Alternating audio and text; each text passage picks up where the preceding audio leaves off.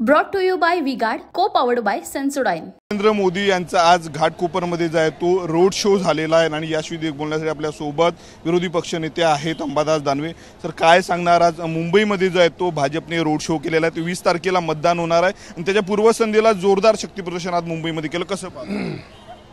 या शक्ती प्रदर्शनाला कोणत्याही अर्थाने पंतप्रधानाला रस्त्यावर उतरावं लागलं।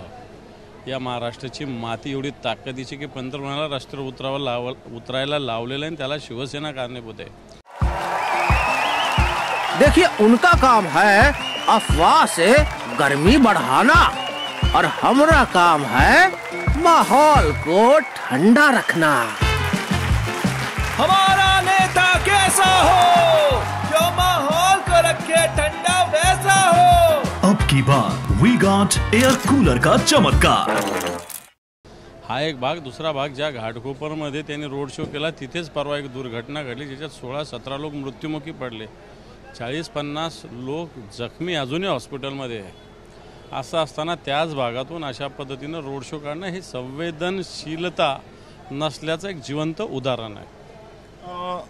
आज देवेंद्र फडणवीसांनी टीका केलेली आहे की उद्धव ठाकरे जे ते होट जिहाद करतायत, आशिष शेलारांनी देखील म्हटलेलं आहे, काय सांगणार?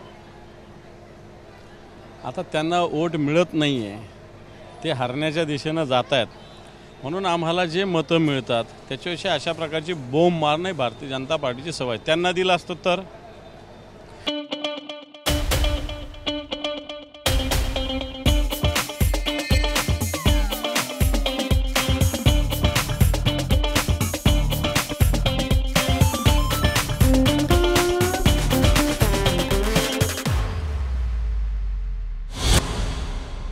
त्यांना जर दिलं असतं तर असंच बोलले असते का? ते मागत नाही का?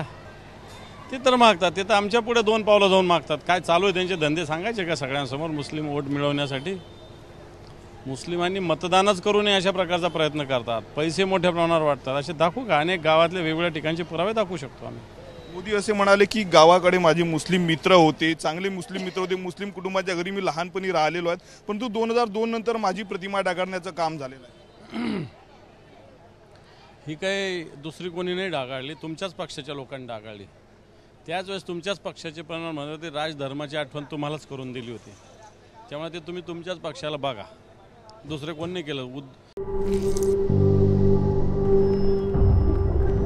झिंझिण्यांपासून त्वरित आराम मिळवा सेन्सोडाइन रॅपिड रिलीफ बरोबर।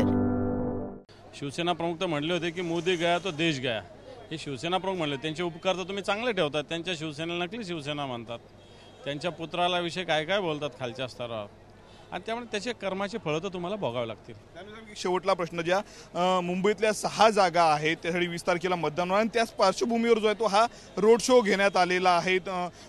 उपमुख्यमंत्री देवेंद्र फडणवीस देखील होते, एकनाथ शिंदे या रोड शोला होते, याचा परिणाम या जागांवर होणार का? कोणत्याही जागेवर होणार नाही। भारतीय जनता पार्टीचे 3 खासदार होते, तिघांनाही उमेदवारी भारतीय जनता पार्टीने दिलेली नाही आहे। का नाही दिली त्याचं कारण दिलं पाहिजे। प्रमोद महाजनांची कन्या जी पूनम महाजन, ज्या प्रमोद महाजनांनी या महाराष्ट्रात भाजपा वाढवला, देशात सुद्धा वाढवला, त्या प्रमोद महाजनांच्या मुलीला तुम्ही दिलं नाही। जो पक्षाशी संबंधित नाही कोण वकील, त्याला उमेदवारी दिली तुम्ही, याच्यातच तुमचा पराभव दडलेला। गोपाळ शेट्टीसारख्या काम करणाऱ्या खासदाराला तुम्ही उमेदवारी दिलेली नाही, आणि तुमचा पराभव अटळ आहे।